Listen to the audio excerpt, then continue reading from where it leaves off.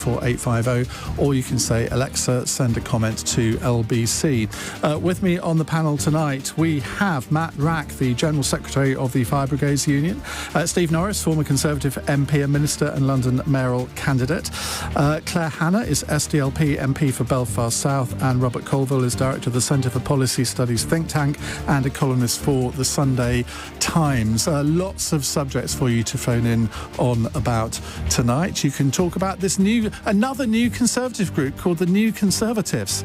So at least this one doesn't remind you of the Nazis, does it? They have issued their plan to cut immigration.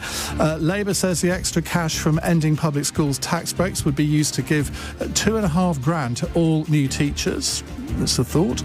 Supermarkets are under fire for charging too much for petrol and diesel, and a top rabbi says religious leader who still oppose assisted dying are out of step with their followers. We're going to be talking about that after 9. So again, the number to call 0345 6060 973. Call 0345 6060 973. Tweet at LBC. Text 84850. Cross question with Iain Dale. This is LBC. Let's start with a text question from Paul in Paisley, who says, what do the old Conservatives do about the new Conservatives who've borrowed from UKIP, and who is now the true blue? Steve Norris, it's a bit different to how the Conservative Party was when you were still an MP.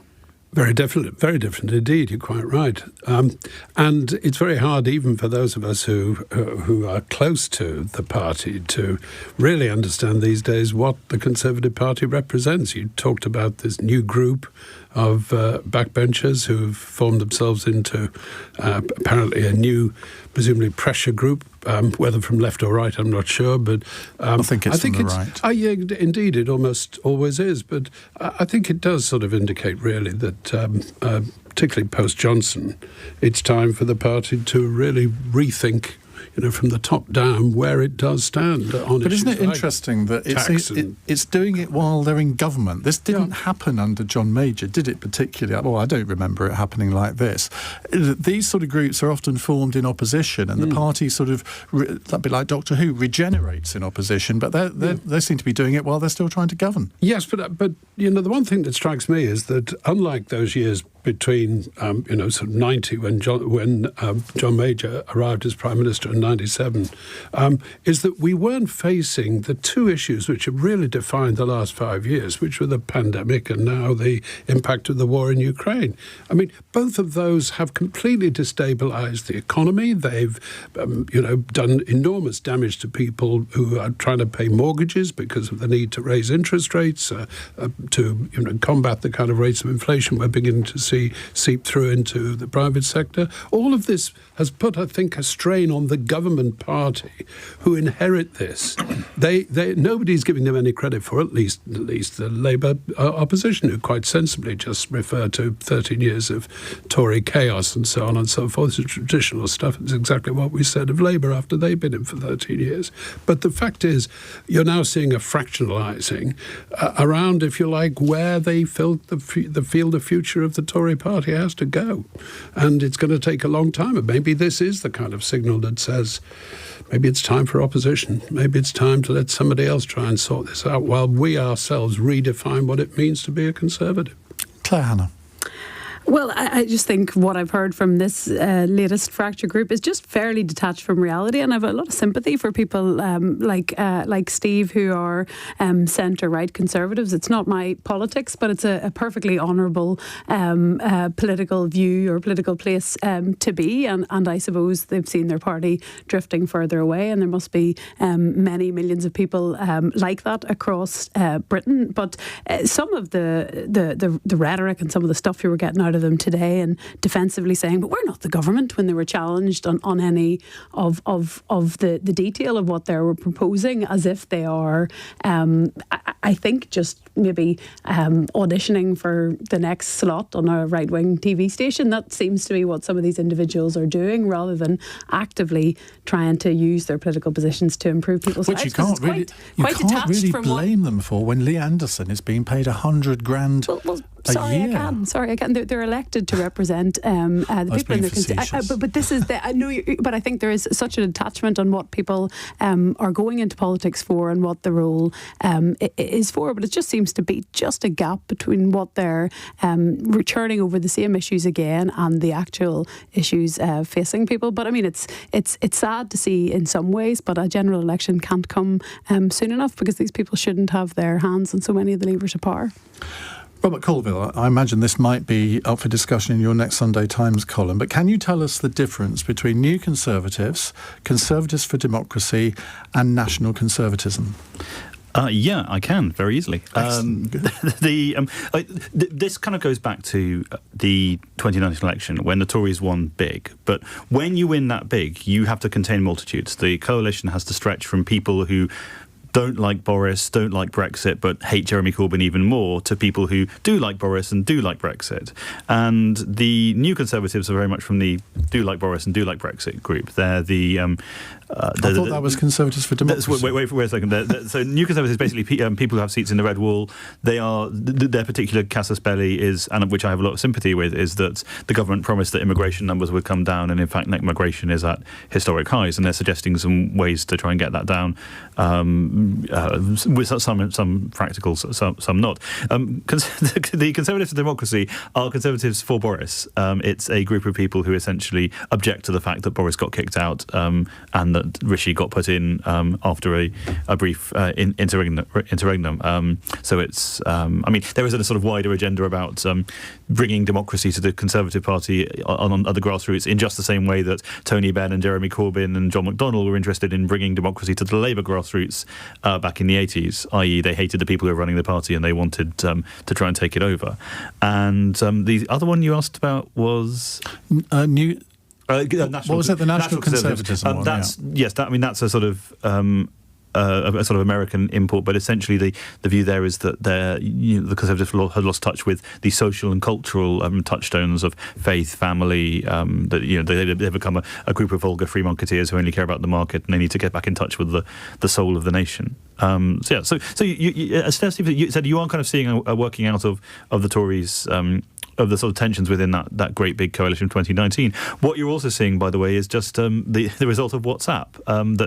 In these days, essentially, in the old days, people would sit around in the tea rooms having discussions. Now, as there's a kind of MPs group of Tories, and as soon as basically sort of 4 or 5 people have expressed the same opinion, they go off and form a splinter group. They have the China research group, or the COVID research group, or the research group, and it has a very, very splintering effect on the parliamentary party. LBC presenters do that all the time. Matt Wrack, now, do you sort of look at what's going on with the Tory party now and see echoes of the Labour Party in previous times, or do you think this is very different?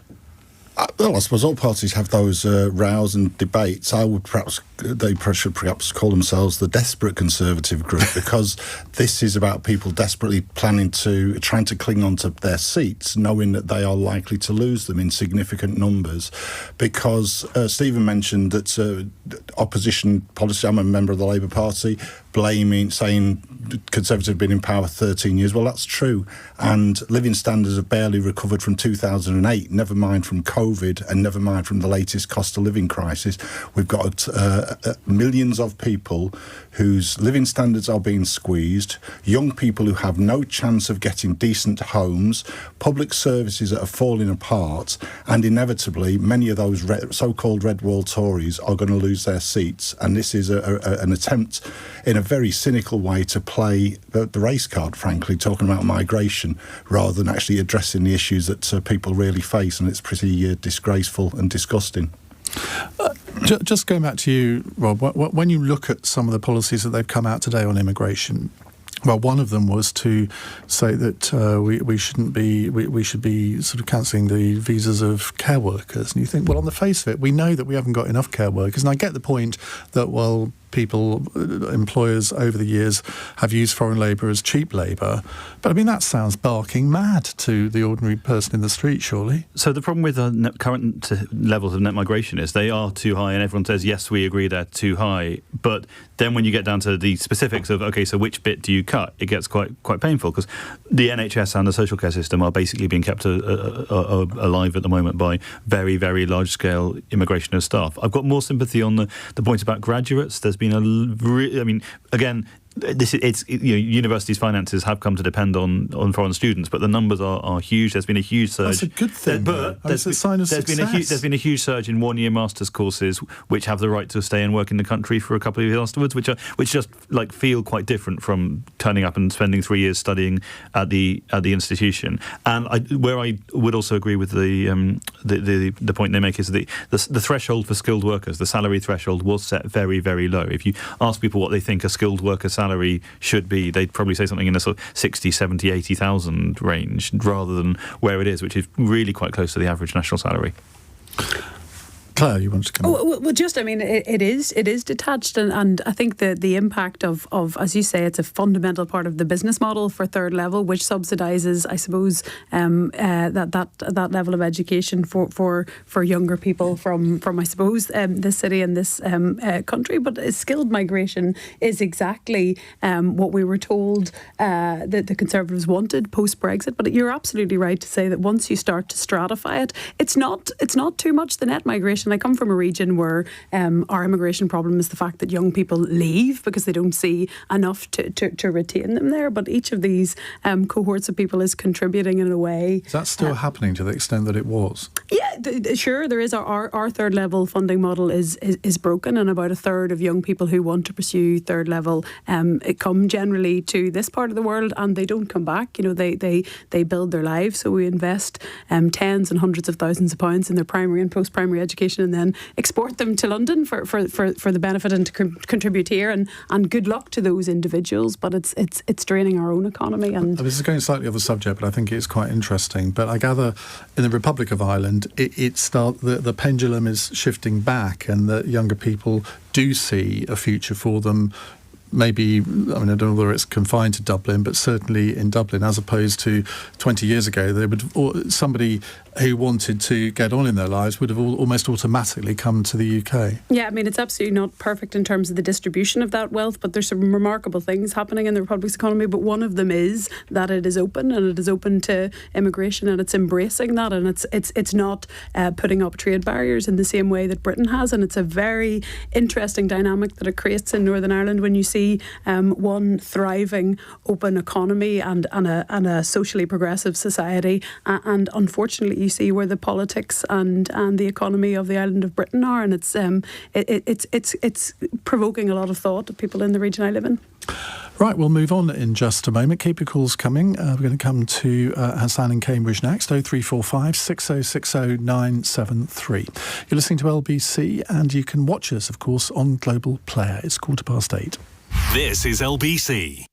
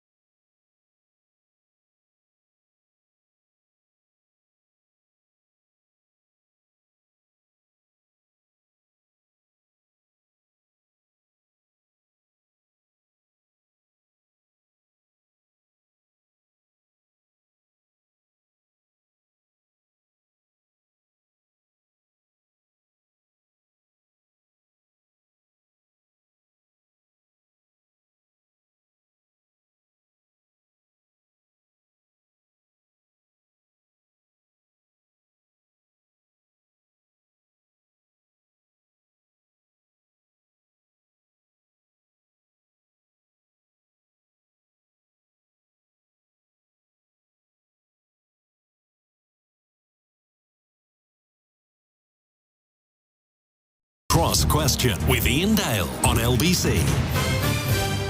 It's 17 minutes past 8 on LBC. With us on Cross Question tonight, we have Matt Wrack, General Secretary of the Fire Brigades Union, Steve Norris, former Conservative Minister, Claire Hanna, SDLP MP for Belfast South, and Robert Colvile, Director of the Centre for Policy Studies and a columnist for the Sunday Times. Right, let's go to our next question. It's from Hassan in Cambridge. Hassan, very good evening. What would you like to ask? Hi, Ian. Welcome back. Thank you. Today, Israel killed 9 Palestinians in the West Bank, and the government wants to introduce a bill that would prevent councils from supporting boycotts like the BDS movement. This legislation would have prevented a boycott of apartheid-era South Africa if this was around. How does the panel feel about this bill? So MPs are going to be voting later tonight. Claire, you're going to be voting on this, on a government bill which would ban public bodies, including local councils, from refusing to buy any goods from Israel as part of the boycott, divest, sanction movement. Well, let's start with you, Claire. Yeah, I mean, and I'll be voting against this bill this evening. It's hard to ignore the context of what is happening in Jenin and the bombardment of civilian targets. And yes, it's complex, and we all apply our own lenses to that particular conflict. But these are civilian targets, vulnerable people, defenceless and facing fairly impossible aggression. And this bill seems fairly ill thought out. I suspect it's another salvo in the culture wars, and if it were passed, it would face numerous legal challenges. But public procurement is a very powerful tool in many ways, and in terms of how you use it for social goals domestically. But if you look at yes, Palestine, but if you look at the persecution of the Uyghur minority in China, and as your caller indicated, the use of targeted boycott to address apartheid in South Africa. But that's the problem, isn't it? I don't think you can fetter democratically elected bodies like local councils by applying a blanket ban. I think that's a limit on free speech that shouldn't be made top down. But I've never heard of a local council wanting to boycott China or Russia. It's always Israel. Now, what does that tell you? No, I don't think that's true. I was a Belfast City Councillor, and in 2013 I brought through procurement regulations that allowed us to, I suppose, discriminate against people who had been convicted of tax avoidance, and I did that in partnership with Christian Aid, and we highlighted a number of countries around the world. And actually, I think the context of the last year has opened people's eyes. I mean, we are all participating in sanctions against Russia. They just aren't as integrated, into the economy that we use. And I think there's an increasing awareness of China's human rights abuses, and I think people are divesting and I think at least reorienting their supply chains away from China in a way that is manageable. There's no doubt. I think you are aware of impact, certainly in some agricultural products on and perhaps even very progressive people, and no tool should be used in an entirely blunt fashion. But banning this and banning democratically elected councils from using this, if that's what the majority of their members choose to do, feels like a hammer to crack a nut. Robert Colvile. Well, I'm with you, Ian. I mean, I just think it just feels so depressing. As you say, it's always Israel. I mean, there are so many countries with such awful human rights records. What China did to the Uyghurs. I should also say, by the way, that we should have started this, like Prime Minister's Questions, with a sort of ritual. I too am very, very pleased to welcome Iain Dale back to the show. And then, that way lies madness. But thank you. I just think. The pointless grandstanding, the fact that it is always Israel, that all of these other regimes that do horrible things, and yet somehow people don't seem to care about that. Matt. Look, I think this piece of legislation is badly thought out and undemocratic, and an attack on the right to debate these issues. Boycotts have a place in political campaigning. Claire's mentioned the boycotts of South Africa under apartheid, and my union was one of the first unions to affiliate to the anti-apartheid movement. So we've debated this over many decades, and there should be a debate around all the regimes that have been mentioned today. But a debate is one thing, actually a boycott, and given that local councils don't generally have foreign policies, it all seems a bit odd. Well, actually, that they may wish to use their procurement powers to address various issues, including labour standards, for example, in relation to how they procure goods and services from abroad. In relation to Israel, my own union's policy is for a boycott of goods from the occupied territories, but not from Israel in general. That's also the policy of the Trade Union Congress. So it's a respectable policy in that regard. Other people call for a wider boycott of Israel, and that needs to be debated. But the idea that central government should step in and stop local authorities or other public bodies from engaging in this debate seems to me fundamentally undemocratic, and that's why a whole number of Tory MPs themselves are intending to vote against it this evening. Steve Norris. Well, I would sort of disaggregate this into two issues, really. I mean, one is whether or not it's right for the government to ban a local authority from taking such action as it deems necessary, not just in relation to Israel, but as Claire and Matt have both said, in fact, everybody's agreed, the issue with the Uyghurs, the old debates around apartheid and so on. I think that's a right which ought to be protected, and I'm sorry that this legislation suggests otherwise. The second issue, of course, is specifically the one that you rather posed, which is why is it always Israel? And I think the answer lies in, frankly, what's quite evident around the state of Israel, because the disaggregation of anti-Semitism from opposition to the government of Israel is a huge issue, never totally resolved. On the other hand, I must say, it seems to me entirely appropriate if local authorities believe that they should express their views in this way. I think they should be able to do it. In the end, they're all going to be elected periodically, and if their electors violently disagree, then no doubt they take the appropriate action. Follow-up Alexa question from Gabriel, who says, what do you make of today's Israeli military operation on the West Bank? This is apparently the biggest Israeli operation on the West Bank in 20 years. 8 Palestinians have been killed. Now, I don't know any more details than that. Anybody got any comments on that, Matt? Well, we hear that there's some potentially 2,000 Israeli troops supported by drones, snipers and so on, surrounding a refugee camp. Whether that they will claim it's an anti-terrorist operation, but the imbalance is so obvious and is reflected in the figures of the number of people who die. It will be predominantly, possibly only Palestinians who die as a result of this incursion. I think it contributes, and that's perhaps why the tool of boycott is so extensively and possibly excessively used. There is a sense of powerlessness among people on this issue, because when it comes to Russia, when it comes to China, the diplomatic relationships aren't so warm. There's a clear signal being given by governments here and elsewhere that this isn't an appropriate way to behave. I think there feels like there's a disconnect in terms of Israel's behaviour and I suppose the lack of sanction or intervention by the global community, and that's I suppose why activists feel that maybe at a council level and thereabouts, and maybe through unions, that's how and why they can express that. It is interesting, isn't it, that Western governments, and I mean the British government has always been a strong supporter of Israel, seem to have very little influence on what Israel actually does, Rob. Well, I mean, I think it isn't the knee-jerk instinct, and Matt's just demonstrated this, is to blame Israel because it's the bully, it's the stronger party. But at the same time, from the Israeli perspective, they are sitting there. They're in the memory of everyone in Israel. The rockets have come over. The bombs have been going off. They are surrounded by people who really don't like them, and in many cases are literally sworn to their destruction. It's a horrible situation for everyone, but it is not a one-sided situation. It is not the case, as we've said. It's not the case that you're one side of the goodies and one side of the baddies, and very often it feels like we're veering too close to that.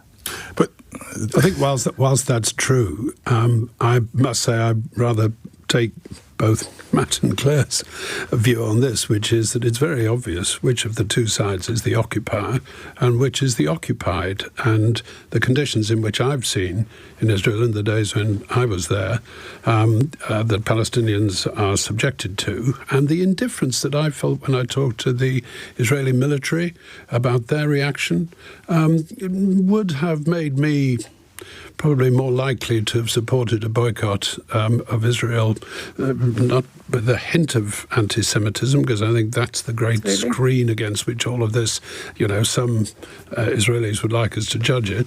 Nonetheless, would put me rather on the side of the Palestinians in this particular case. But in some ways, the Israelis have been very good at their own PR. But on this, I wonder whether they have, where they say, well, we're doing this because this place is a hotbed of sort of breeding terrorists. Well, OK, well, give us the evidence for that. One man's terrorist is another man's freedom fighter. I'll never forget that, because it's always true.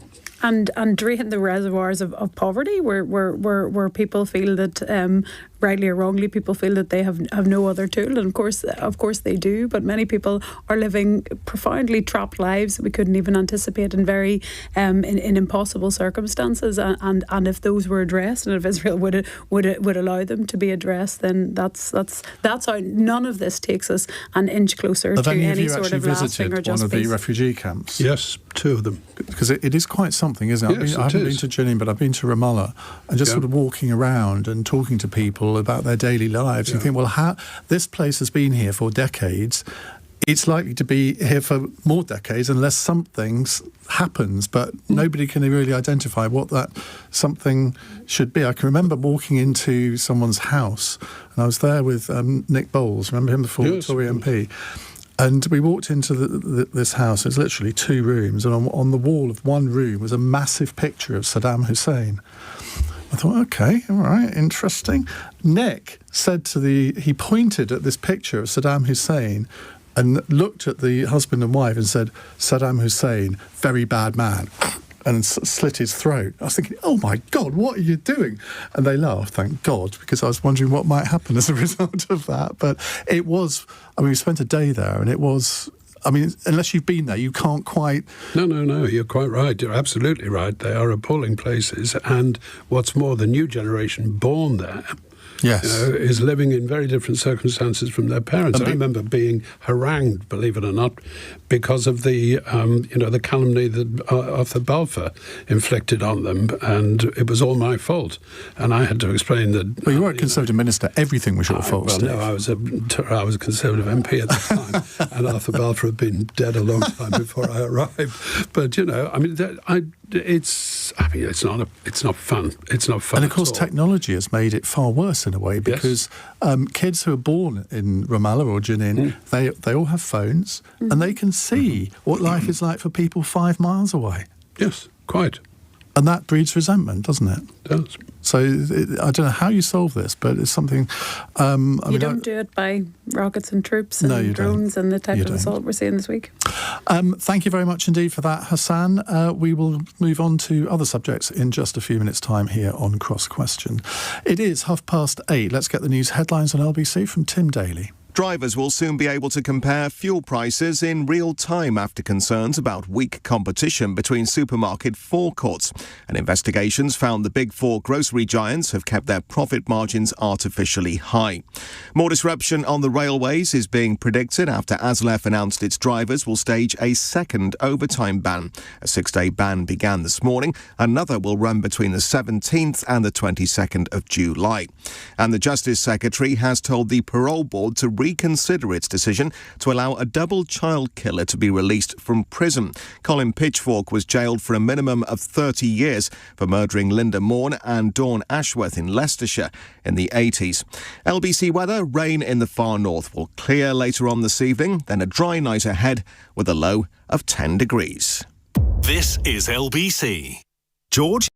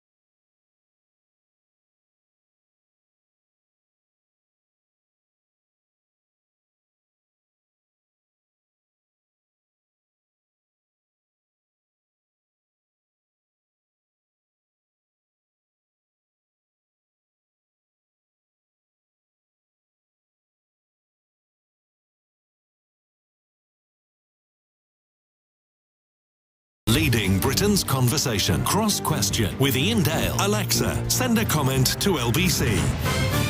8:33, Matt Wrack, Steve Norris, Claire Hanna and Robert Colvile with us. Let's go to our next question. It's from Kevin in Basingstoke. Kevin, hello. What would you like to ask?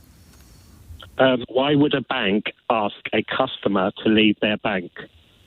Well, we talked about this in the last hour and this all has arisen because Nigel Farage had his bank account withdrawn, has made very big fuss about it. There have been other instances of this happening to... what are they called? Persons of politically exposed persons. I can never remember that phrase. Yeah. But it does seem to be happening to just ordinary people as well. Although we did have one caller in the last hour who was encouraged to leave his bank with the offer of £4,000 because apparently this particular bank had got too big a market share, so they were told by the banking regulator they had to divest themselves of customers. I'll happily do that if they want to. No, this is surely. I mean, we PEP arrived in our sort of day-to-day business world about 6 or 7 years ago. Suddenly you were asked, are you a PEP, politically exposed person? I, for example, used to say, no, I'm not. I haven't been an MP since Moses was a boy, and, certainly a long time ago. And I have It's a long time ago now, isn't it? It is a long time. 28 years. Thanks for reminding me, Ian. But, the point is that I was able to convince the particular bank at the time that, no, I was not politically exposed. But I do know that over the last sort of 6 or 7 years in my business life, I've been asked every time, and some banks will say no more, others will make a big fuss. I've never actually been refused, but it's all because the people behind this have really no experience of what it is that they want to try to avoid. I mean, I'm pretty sure that's the case with Nigel Farage, incidentally. I can't believe that there's any more sinister motivation behind it than that. But there's this sense that people who are politically exposed, I suppose, might be more taken advantage of in terms of some sort of corruption or deception or whatever. I think it's a ludicrous proposition personally, but that seems to be the case, and it certainly happens an awful lot. If you've been in public life at all, then you're quite possibly going to be asked whether you're a PEP. Well, one of the things that I thought was very interesting when this was all going on at the end of last week was the number of people who rejoiced in the fact that Nigel Farage has had his bank account withdrawn. And I'm thinking, you are the very sort of person who ordinarily would think this was an outrage. I mean, if it had happened to, I don't know, say Jeremy Corbyn, for example, they would have thought this is an absolute outrage. It's typical of the sort of establishment ganging up on Jeremy. But because it was Nigel Farage, they either thought it was funny or they rejoiced in the fact. I mean, the hypocrisy on this, I think, is something to be believed. Matt Wrack.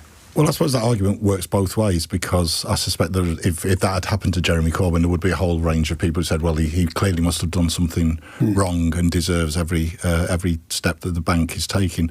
It does seem very strange. It seems unusual, and I'm sure there are questions to be asked of the bank. Nigel Farage is very good at self-publicising, no doubt, and he's made great hay around this for the past several days.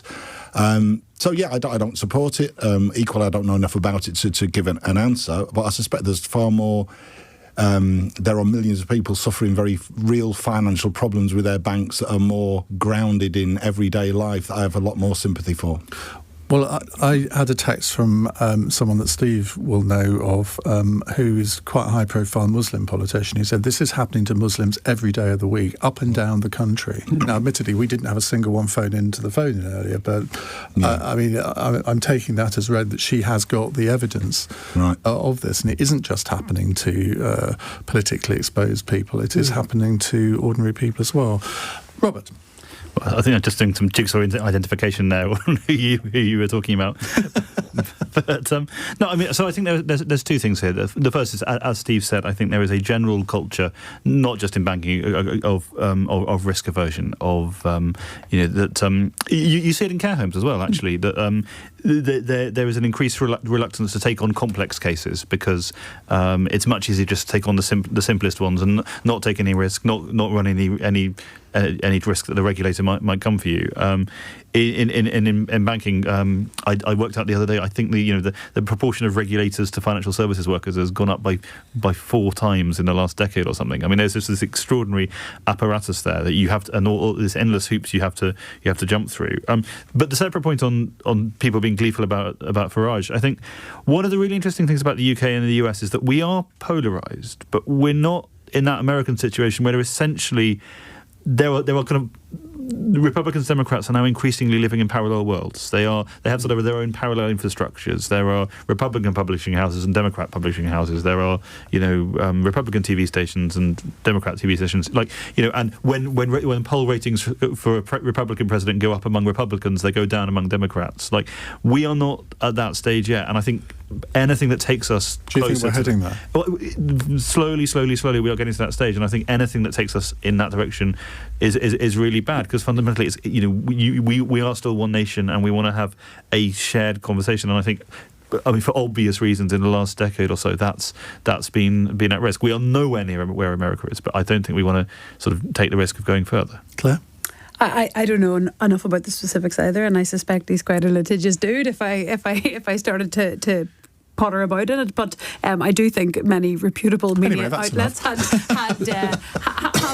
have for many years exposed some of the financial, some of the backers that he has and the lifestyle that he has and how that is funded. But I also think he is expert at the grift and getting ahead of a story. And one of his proxies in the media was talking about how he'd become a financial non-person and desperately seeking to conflate these things. But I understand he had a number of bank accounts closed.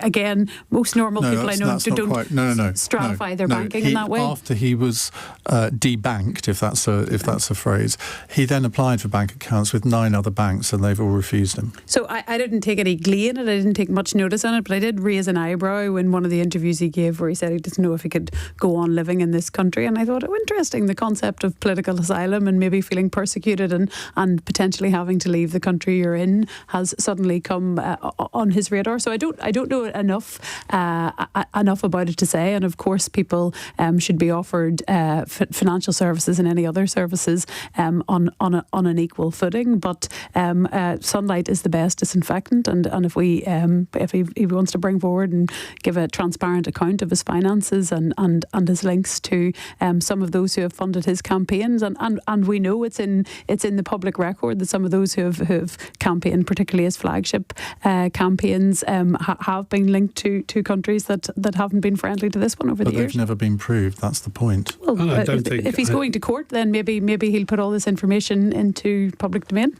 And I don't think it's reasonable to expect him, or indeed any other person, to give us the detail of their bank account. No, I'm not asking for... What struck me... Sorry, Claire, I was only going to say that what struck me was the total amateurishness of the bank, who decided that he was a customer they didn't want. They clearly didn't know who they were dealing with, and that itself will tell you what an amateurish process this whole PEP business actually is. It gives feed to those who say, I'll bet you where there's smoke, there's fire. Frankly, I suspect it's just where there's cock up, there's the inevitable consequence. Kevin, thank you for that. Let's do a text question from Janine in Barnsley. Labour will give £2,500 to all new teachers through making parents of private school kids pay more. Will this make people actually want to become teachers again, Matt Wrack? Well, we have a crisis in many of our public services around recruitment and retention of teachers in the health service and more widely. Social care has been mentioned. There is clearly a pay problem, and anything that we can do to raise living standards for public servants is needed. Whether this goes far enough, actually, I'm not sure this does go anywhere near far enough. We're in an intractable dispute in education in England, at least, and we have a government that is... And Scotland, I think. I think in Scotland, broadly, I don't think there are strikes in Scotland. Okay. And we have a government that has restrained pay for public sector workers for 13 years, almost an unprecedented level of driving down wages in the public sector. And that's why there is such huge anger among public sector workers, including teachers. And that's why there are strikes that are unresolved. And the government has nothing to offer, and that's why tens of thousands of teachers are leaving the profession every year. It's an absolute disgrace. And I've got to say, I think Labour's policy doesn't go anywhere near far enough resolving those issues. Well, that's the issue, isn't it, Claire? Because £2,400. I mean, are people going to be bought for that? Is somebody going to think, oh, I'm going to become a teacher, they're going to give me an extra £2,400? Doesn't ring true to me. Yeah, if it's illustrative, but it needs to be more systemic than that. I think, as has just been outlined, as in many other sectors, people's living standards just aren't able to keep up with them. We need to particularly incentivise, I suppose, some of the more challenging schools that people are in.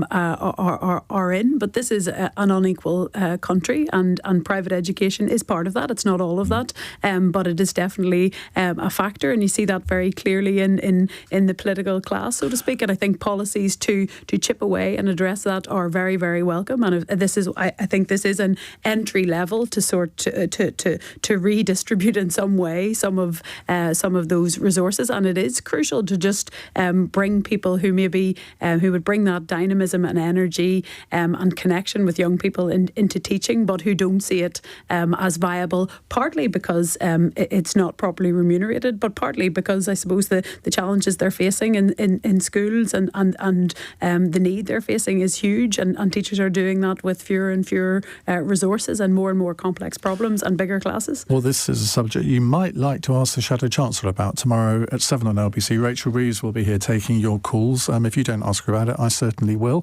Rob? Well, the thing which annoys me, and this is a lonely crusade, is that the numbers are bollocks. If I could say that on the radio, and I just have. Before 9 o'clock, apologies for that to anyone who was offended. Sorry. You don't expect this from a leading think tanker, Rob. The VAT on think tanker, by the way. Thank you. The VAT on school fees figure, it's, the numbers Labour have been throwing around, it's been proved to be massively out of date and rely on essentially the wrong numbers of pupils, the misunderstanding of how the VAT system works. I'm sure you could get something from doing this, but it's just I wish it's become the kind of the thing that everything's going to be paid for by this totemic tax, which is nasty to rich people.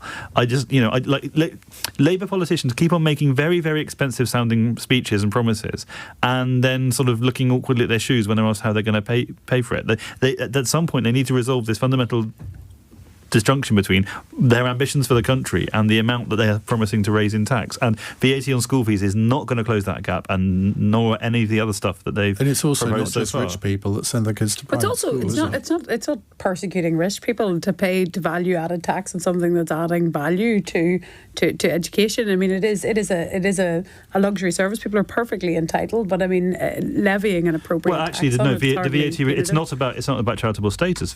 Education is a noble purpose and has been recognised as such in the tax code. Absolutely, that's why we need to properly fund it for every child, if not centuries. Well, private education is generally taken advantage of by more privileged people in society. That's self-evident, isn't it? Well, it sounds self-evident, but actually, I've done quite a few phone-ins on this, and you get middle-class people who are maybe earning more than the national average. Both parents are working. They maybe have a combined income of 70 or 80,000, but they're not satisfied with the schools in the local area. Because they're underfunded. For whatever reason, school funding has increased massively in the last few years. They send their kids to a private school and scrimp and save and work every hour God sends to be able to do that. Steve Norris. I think this poisonous politics of envy is frankly disgraceful. This is all about, it's all the rich. Tax the rich. They're the problem in society. If only we were to take money away from what amount, of course, to middle-class people desperately trying to do the best for their children, then all would be well. And it's fraught with all sorts of inconsistency. Bridget Phillipson, the Shadow Education Secretary, says that if they do, impose VAT on private schools, that no children will migrate away from those private schools and into the state system. Reckoned something like 90 to 100,000 children would then have to leave the private school and go into the state system, which, of course, is very short of spaces. Now, that's not necessarily the problem that Labour's facing, but nonetheless, I just think it's poisonous. One of the most poisonous political weapons ever deployed is the politics of envy. It's all those rich people. And you see this in everything that the current Labour administration is doing, and particularly here in education. I know you want to come back, but we're very late to go for a break, and it means we won't have other questions if we do. So it's 8:48. LBC.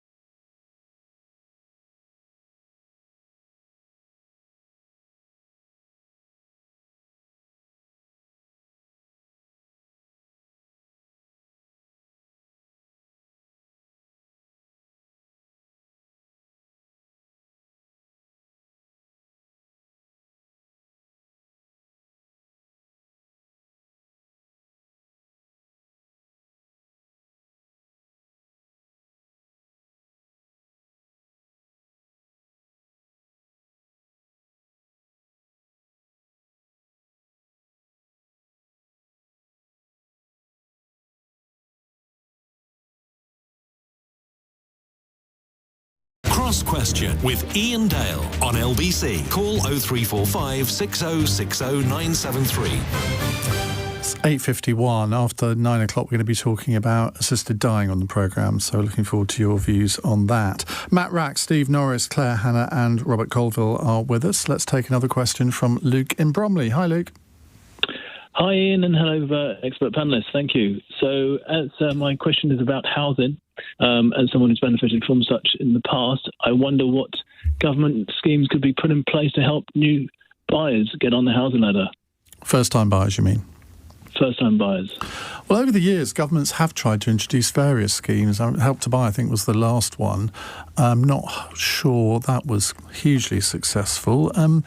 Steve Norris. Well, it was a desperate failure. What it did was to stimulate demand whilst doing nothing about supply. And guess what? The inevitable 101 of economics, prices rose. Sadly, they only rose temporarily because, of course, when those same people came to sell or move, they suddenly discovered that actually the apartment that they just paid a lot of money for wasn't actually ever worth it. The only people who benefited from this were some of the chief executives of some of the major volume house builders who were trousering, if you remember, 60, 70, Such 90. a socialist, Steve. Well, I mean, frankly, what I do believe in is that the lack of the ability to own a home at any point in your life is desperate these days. And I think the decision by Michael Gove, for example, to effectively cancel the statutory imposition on councils to deliver a 5-year housing supply was a desperately poor decision. It effectively assumed that NIMBYism was more important than people's ability to be able to live anywhere near where their parents were. I'm going to ask for short answers on this because I want to squeeze in one more question. Matt? I'm not sure assisting the first-time buyers is the answer. That there have to be issues around supply. When I was a young parent, I was in a council house. I then moved on and bought property, and then moved up the so-called housing ladder. And the truth is, that route is not open to millions of young people today. And all my children have lived in the private rented sector, which is a horrifying experience. I'm shocked when I hear of how young people are treated in the private rented sector. Something has to be done about that. We need more social housing. We need investment in housing. We need more houses built. Rob? Yeah, build. I mean, there was stuff you can do around the margins. We came up with our Centre for Policy Studies think tank. We came up with an idea about incentivising landlords to sell to tenants, because the rise of buy-to-let has been a huge part of this. But fundamentally, we have built 4 million fewer houses over the last 50 years than the average European country of our size, and we need to correct that. Claire? And very little to add to that. It's the supply side. You turn all the resources on that and building across the different tenures, because not only is getting on the housing ladder out of reach for most people, even being in the private rented sector for an ordinary wage is becoming impossible, and there's only one solution, and it is indeed build. Right, text question from Simon in Peterborough. The train unions have suggested they'll be prepared to strike for the next 20 years. How can this misery finally be ended? Now, just a bit of background on this. ASLEF are taking part in an overtime ban this week. They've announced another one for a fortnight's time. The RMT have announced more strikes later this month. Mick Whelan from ASLEF said this morning that his members are prepared to strike for 20 years if that's what it takes to be heard. May, let's come to you on this. Quite a few people I know who are certainly not on the right of politics are getting absolutely fed up to the back teeth with these sort of extended train strikes. Talking about striking for 20 years, it doesn't exactly help matters, does it? That's a signal of determination. For fair play to Mick for making that point. He's also made the point that his members haven't had in the affected companies haven't had a pay rise for 4 years. And let's be clear, what's happening to both the train drivers and the other grades in the RMT is that they are being what is being demanded of them are huge changes to working conditions and working practices in return for actually very low below inflation pay rises. That's what's on offer to them. And it's not surprising that they have not settled and those disputes are going on. The responsibility for that, in my view, lies with the train companies and with central government, who are clearly holding the purse strings and it appears have sabotaged attempts to resolve the dispute. Disputes can be resolved. In my own sector, a supposedly militant union, we balloted for strike action. We didn't take any strike action because we were able to negotiate a deal with our employers. That's what ASLEF and the RMT want to do, and I hope that the government and the employers sit down around the table and make movement that allows the unions to settle. Rob? I think part of the problem here is Matt makes it sound very reasonable, but the fact is, in the wake of the pandemic, the way we use railways has fundamentally changed. That essentially Monday and Friday commuting have dropped off a cliff. Tuesday, Wednesday and Thursday are still holding still. Saturday and Sunday leisure, long distance commuting, that's gone up. There have been these huge changes to how people use the railways.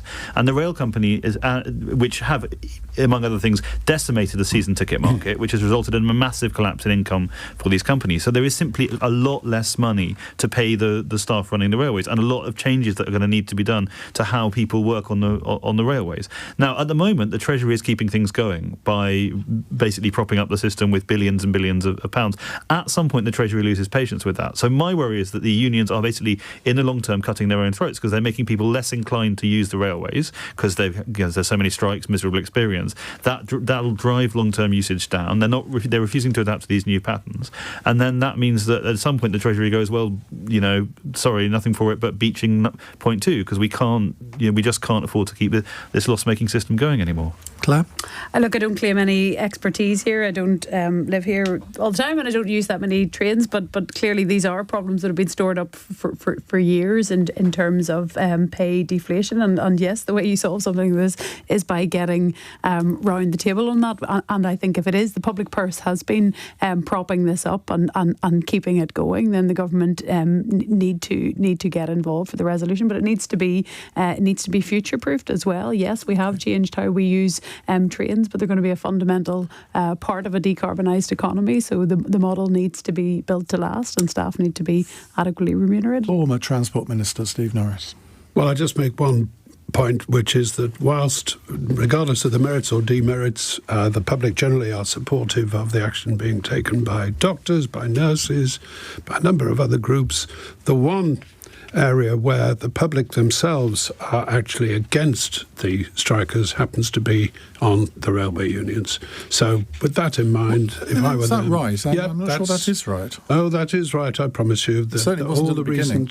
I know it was not in the beginning. That's absolutely right. But I think that's the whole point. And I'm not making this up. This is, you can see this in today's Times. It's a matter of record that alone amongst public support, it's only the rail workers who are actually got more of the public against them than actually in their favour. And I suspect that's just going to go on happening. Right. I'm sorry to say, I think Robert's absolutely right. Final fun text question. Robbie in Chelmsford. Rishi Sunak says the stumping of Johnny Bairstow in the Ashes Test yesterday was not cricket.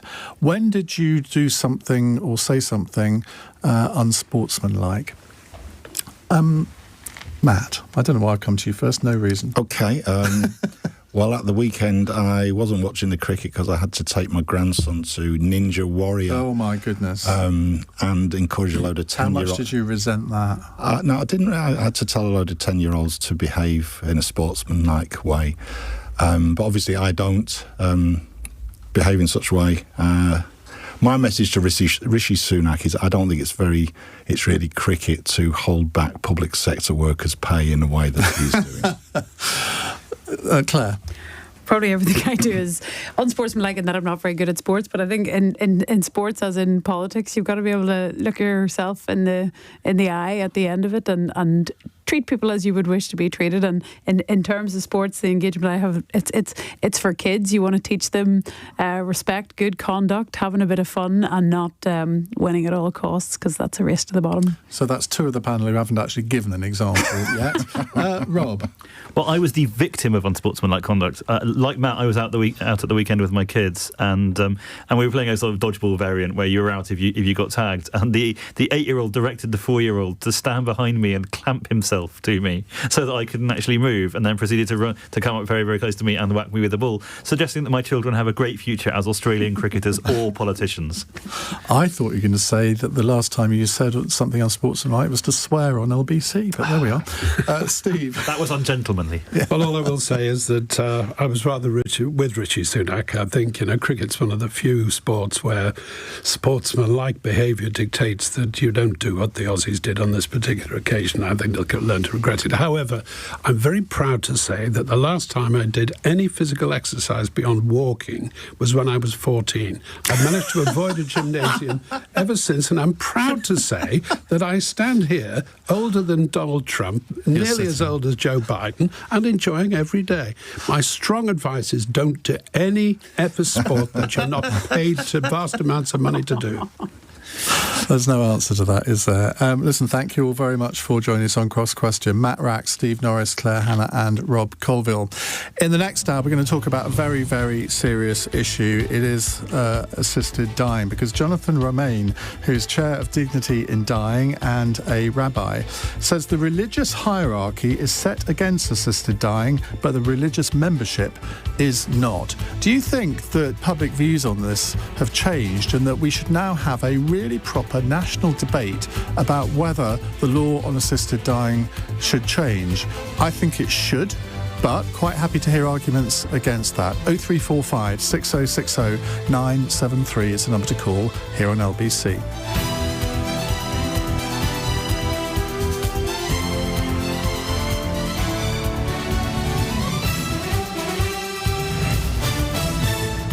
on your radio.